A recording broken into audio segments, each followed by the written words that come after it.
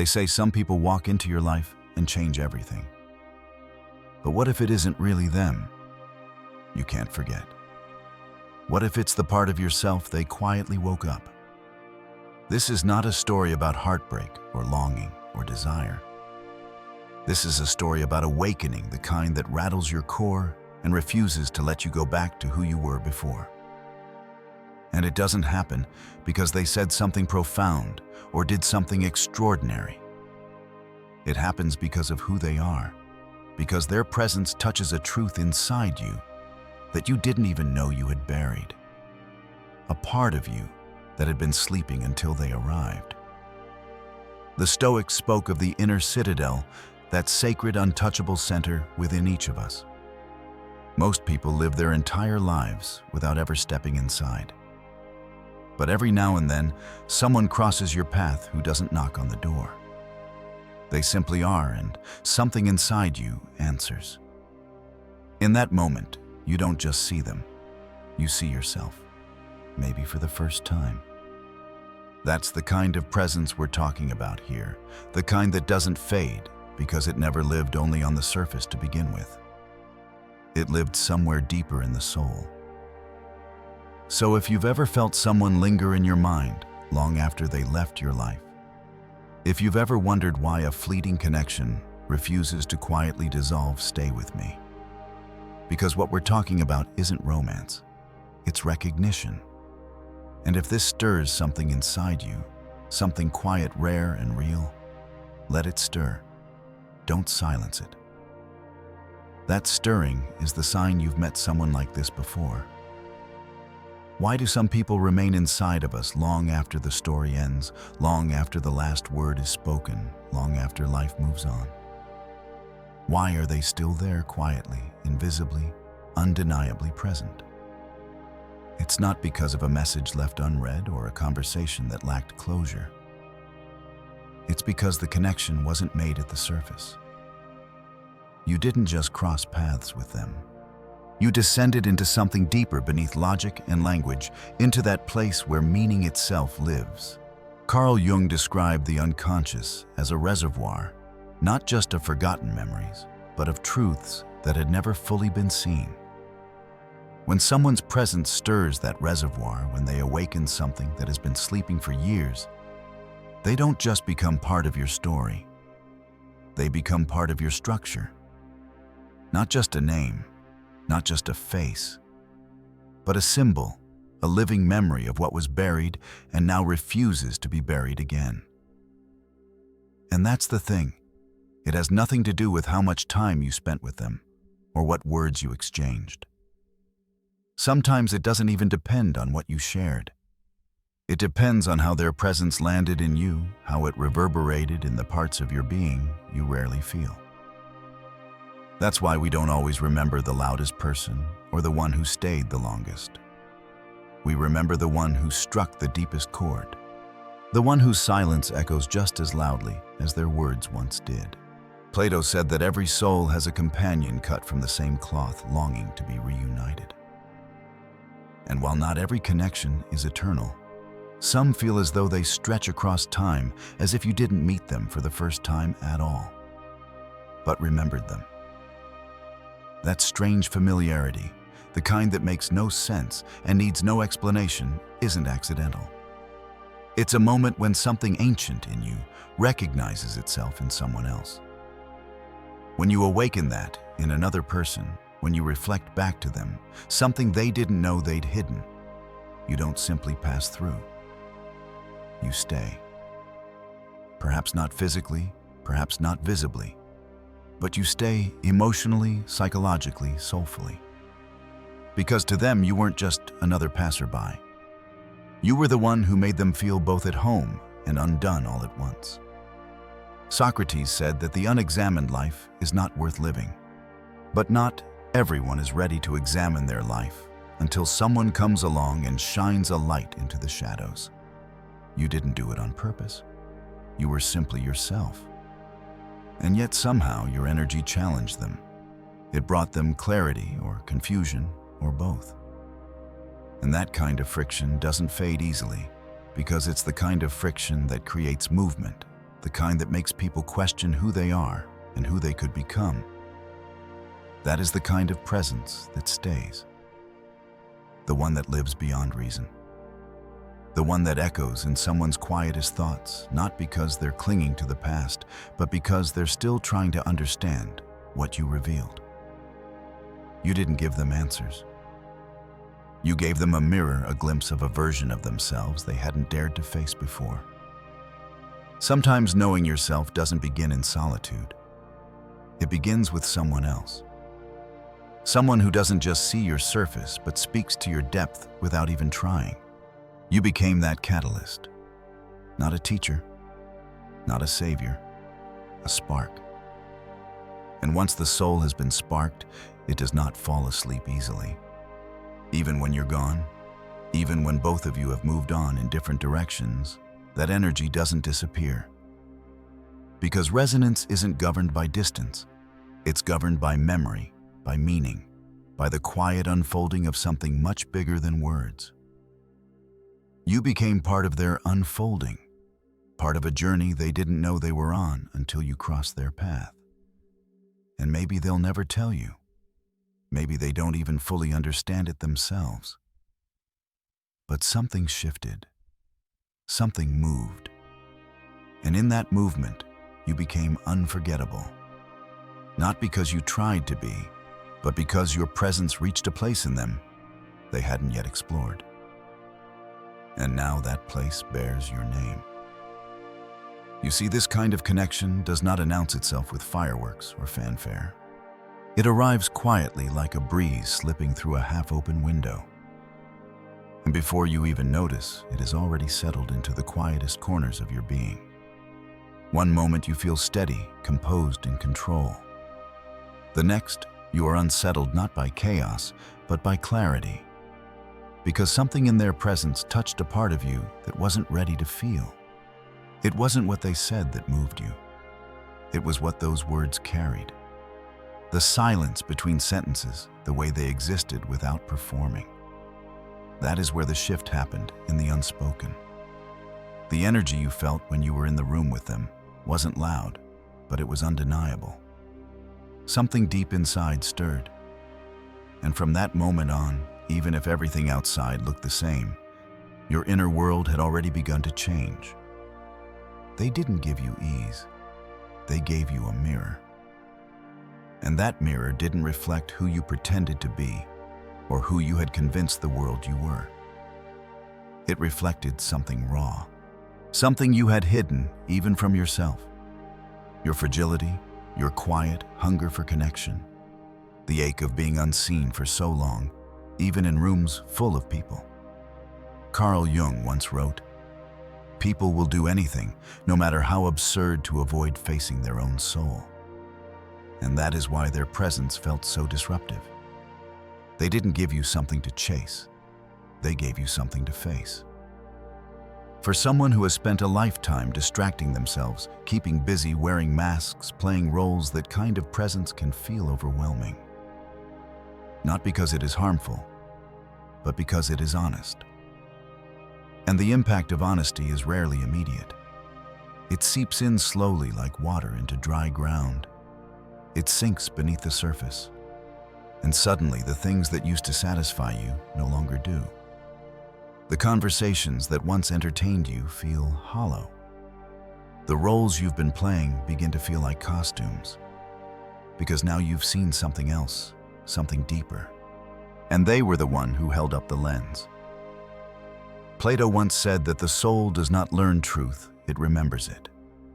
That is what their presence did. It reminded you not necessarily of them, but of a version of yourself you hadn't felt in a long time. The you from before the layers, before the armor, before the performances. That memory is what lingers. That feeling is what won't let you rest. And here's the thing, they didn't do this through intensity or force. They didn't demand anything of you. They didn't even try. They simply were. And in that being, you were confronted with your own emptiness, not as a judgment, but as an invitation to slow down, to look inward to reconnect. Aristotle said that knowing yourself is the beginning of all wisdom. But very few people are brave enough to begin until someone unknowingly hands them the first piece of the puzzle. That's why their presence stayed. That's why you can't forget. Because it wasn't just emotional, it was transformational. And the soul does not let go of what wakes it up. It doesn't care whether it's convenient, whether it makes sense, whether it fits into your plans. It holds on to the people, the moments, the energies that cracked it open, even just a little. They didn't just walk into your life. They walked into your inner world. And they didn't rearrange it with their hands. They shifted it with their essence. Not with noise, but with depth. Not with promises, but with reflection. And once you have seen yourself in the mirror of another's eyes, it is nearly impossible to unsee. Even if you try to forget. Even if you pretend it didn't matter. Something has already changed, and deep down you know it. Because in their presence, you didn't feel like you had to explain yourself. You simply were. And that kind of safety, that kind of resonance stays quietly, persistently. Because once you've been seen, really seen, it's hard to unfeel it. And once someone has seen themselves through you, it's even harder for them to forget. They'll try to explain it away. They'll tell themselves it was just a passing feeling, something they imagined or misunderstood. They may even say it out loud, with confidence, as though repetition can make it true. But the soul doesn't care about explanations. It doesn't operate on reason or logic. It operates on recognition. And once something has been seen, it cannot be unseen. You didn't just enter their life. You entered their awareness. And what you touched was not their mind, but something far more sacred, far more sensitive. You didn't complete them. That's a mistake people often make, thinking that a deep connection fills a void. What really happened is this: you exposed the void. You didn't fix it. You didn't heal it. You revealed it. And that is why your presence mattered so much. Because in you they saw the outline of something they didn't know they were missing. Not a person, not a relationship, but a piece of themselves. The piece they'd been avoiding. That realization doesn't always bring people closer. Sometimes it pushes them away. Because real truth, the kind that doesn't flatter the ego, the kind that invites real change, is terrifying. It's not gentle. It shakes things. And that shaking is not always welcome, especially for someone who has built a stable life on top of unspoken stories, hidden fears, and well-rehearsed roles. When you arrive and stir that stillness, the initial response isn't always gratitude. Often, it's retreat. When someone runs after feeling something deep with you, they're not running from you. They're running from the mirror you held up. From the sudden awareness that they are not as finished, not as whole, not as in control as they believed themselves to be. You didn't create that gap. You simply revealed it. And that revelation lingers. It follows them not as an obsession, but as a quiet voice that starts speaking in moments they used to enjoy without question. Even peace feels different now. Something has been moved, dislodged. And while they might try to go back to how things were, the soul doesn't operate like a switch you can flip off. It wants what it felt again. Not you necessarily, but the state you awakened. The clarity, the ache, the truth. Knowing yourself is not always peaceful. Sometimes it begins in crisis, in contradiction, in the sudden presence of someone who disrupts everything you thought you had figured out. That is what you were, not an answer, a question. And questions that matter are rarely easy to sit with. They may silence you, block you, avoid places where they might run into your name or your voice, or even the thought of you. But avoidance is not healing. It's only postponement. Because eventually, they will circle back to what was stirred. The soul does not forget what cracked it open. It does not let you pretend it never happened. So if they pulled away, if they vanished, if they made you feel like your depth was too much, it wasn't. It was exactly what their soul needed. But what the soul needs and what the mind is ready for are rarely the same. That is not on you. That is their journey. And maybe one day, they'll return not for closure, not to rewind, but because they finally arrived at the place where they can face what they saw in you. And more importantly, what they saw in themselves because of you. Socrates believed that an unexamined life is not worth living. But the courage to examine one's own life often comes only when something or someone makes it impossible to avoid. That someone might have been you. And a presence like that does not simply vanish with distance. It continues to shape them quietly from the inside out. In Jungian psychology, the psyche does not speak in words. It speaks in symbols, feelings, images, dreams, and patterns that the conscious mind tends to ignore. That's where you live now. Not merely as a name or a face, but as a symbol in their inner world. You became more than a person. You became a presence, something they carry even in your absence. They won't always understand it. They may not even notice it at first. But suddenly you appear in the lyrics of a song they didn't choose, in the scent of a place they've never been with you, in moments of stillness that feel inexplicably familiar. That's not coincidence. That's how the unconscious tries to process what the mind cannot yet make sense of. You didn't leave behind a simple memory. You left behind a myth, a symbol of something deeper, something unspoken. Something their soul wasn't ready to name. And the strange thing is the more they resist it, the stronger it becomes. Jung said, "What you resist not only persists, but will grow in size." The energy of your presence doesn't shrink because they try to forget. It actually grows, taking on new forms, attaching itself to dreams, metaphors, and fleeting thoughts. They might try to rationalize it, to explain it away, as timing or projection or confusion. But logic does not dissolve symbols. It only delays their integration. The psyche doesn't care about what makes sense. It cares about wholeness. And when someone encounters a symbol of their own shadow or longing or unlived truth, it doesn't let go. Not because it's romantic, but because it's necessary.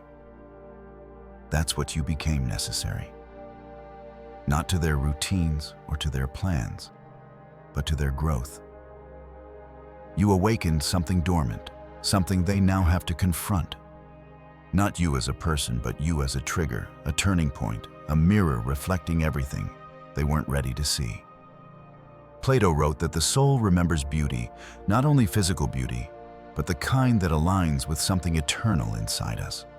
He believed that when we encounter real beauty, it stirs the memory of truth. That is what your presence did.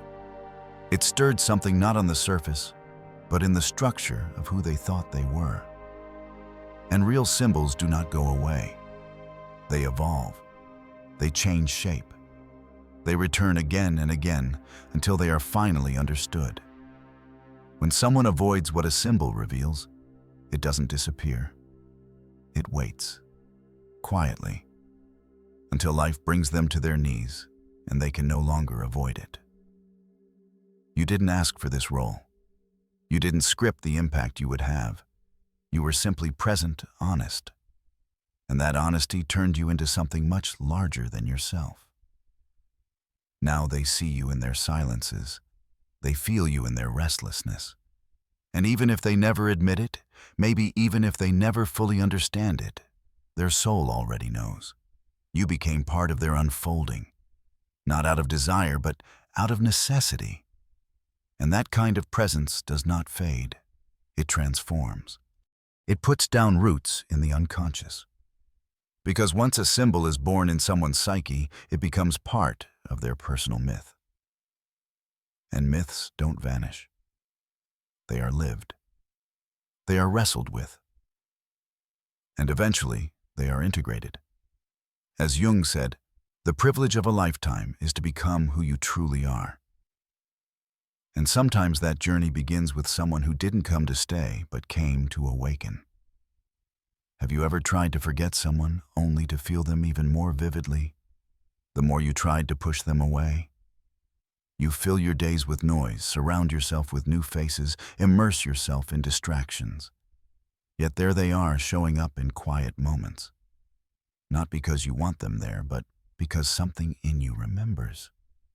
Not just the person, but the shift they caused. That is what happens when a connection moves beyond the surface and touches something much deeper. It becomes more than a memory. It becomes part of you. That's the thing about real energetic connection. It doesn't ask for permission. It doesn't obey the rules of logic or time. Jung wrote, "The meeting of two personalities is like the contact of two chemical substances.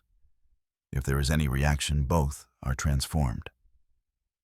That transformation does not always look like a relationship. Sometimes it looks like a question that won't stop echoing inside you. A strange mixture of longing and clarity. A quiet absence that somehow still feels alive. Soul energy does not respond to commands. You cannot force it to stop simply because it feels inconvenient. It does not care about your plans. It cares about your becoming. And when someone has entered that space, they do not simply pass through. They imprint. They integrate. They become part of your internal landscape the way a melody lingers after the music ends. You may go on with your life. You may never speak to them again. You may even convince yourself you've moved on. But inside, something still orbits the presence of what they represented. Not their smile, not their words, but the energy they carried. The feeling they awakened in you, that is what stays. Not affection, but activation. Plato described this resonance as the soul's memory of wholeness. He believed that when we recognize something powerful in another person, it's not because we're meeting them for the first time, but because our soul remembers them from somewhere far deeper than this moment. That familiarity which defies explanation, yet feels undeniable, is not accidental. It's a signal that something meaningful has occurred. And the most surprising part? That connection might not even have been dramatic. It may not have been full of intensity or fireworks. Sometimes it's subtle, a conversation that felt too short, a presence that lingered longer than it should have. Yet even in its simplicity, it left a mark. Because what they awakened in you was never about them. It was about a part of yourself you hadn't yet touched. That is the real story. It's not just about missing someone. It's about what they revealed. And when someone reveals a truth about you, when their presence draws you closer to something honest and raw inside yourself that is not easily erased, not because you're holding on to them, but because what they stirred continues to grow.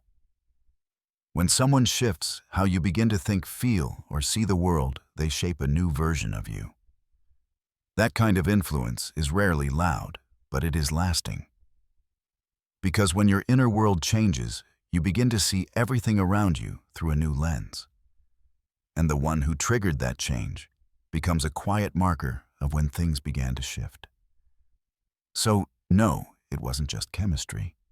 It wasn't just timing. It was something deeper, resonance at the level of the soul. And once the soul has been touched in that way, forgetting becomes impossible.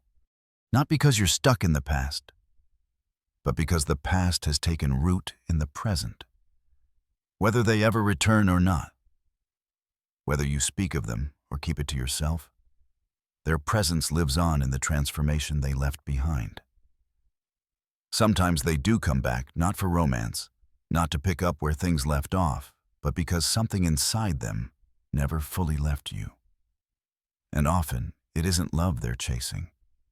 It's clarity. Not clarity about you, but about themselves. Because your presence didn't just stir feelings, it stirred awareness. And awareness does not sit still.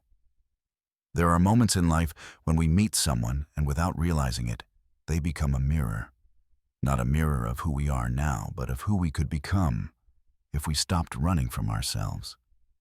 You didn't just make them feel seen. You made them feel exposed, not in a cruel or dramatic way, but in a quiet and piercing way that lingered long after the moment passed. Carl Jung said, "The most terrifying thing is to accept oneself completely. But in your presence, they may have caught a glimpse of what that actually looks like. Not perfection, but honesty. A kind of emotional nakedness they weren't used to." And when someone has spent years building layers of logic, strength detachment, meeting someone who cuts through that without even trying can feel both jarring and magnetic. They may have walked away, disappeared without explanation, or closed the door before they fully understood why they opened it in the first place. But distance does not mean detachment. Sometimes stepping away is the only way they know how to process what you triggered, because what you brought up in them wasn't light. It was something buried, something waiting. Plato believed that learning is really remembering that the soul already knows, and we merely awaken that knowing. That is what your presence did. It didn't teach them something new. It reminded them of something real, a deeper layer of themselves they had long forgotten how to access. And that memory still echoes. Not always with joy, sometimes with discomfort, but it echoes. So when they return, if they do, it's not always with the words you might expect. It may not sound like apologies or confessions. Sometimes it's just hesitation, a quiet message, a vague check-in. They're not asking for you. They're asking if the door to their own reflection is still there.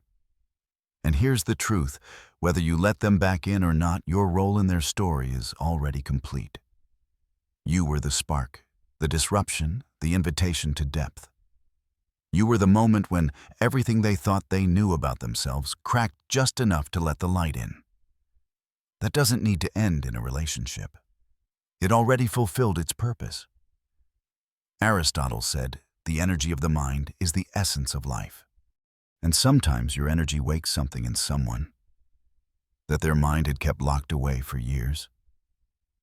You didn't push. You didn't try to change them. You simply showed up as you were. And that was enough to shift their emotional architecture. Now they're left with the weight of what they felt and the realization that they can't unfeel it. They may never find the words for it. They may never even fully admit it. But they'll carry it in how they move through new connections, in what they begin to seek, in what they can no longer tolerate. Because once someone has experienced a connection that cuts to the soul's surface level, no longer satisfies. And whether they find their way back to you or not, the truth remains you left them better than you found them. Not because you saved them, but because you reminded them there was something inside worth saving. Something raw, something honest, something real. Some connections don't come to stay. They come to awaken. And once they do, nothing inside you stays the same. If you have felt this before, if you feel it now, there is a reason. Let it unfold. Let it lead you deeper. This is not an accident. The people who wake us are rare, but they are not random. You did not walk into their life by chance, and they did not remain in yours without meaning. You were the mirror they didn't expect. You held it up without knowing. And once someone sees who they really are through your eyes, it is nearly impossible for them to go back to who they thought they were. That is what you gave them. Not comfort, not escape, but clarity.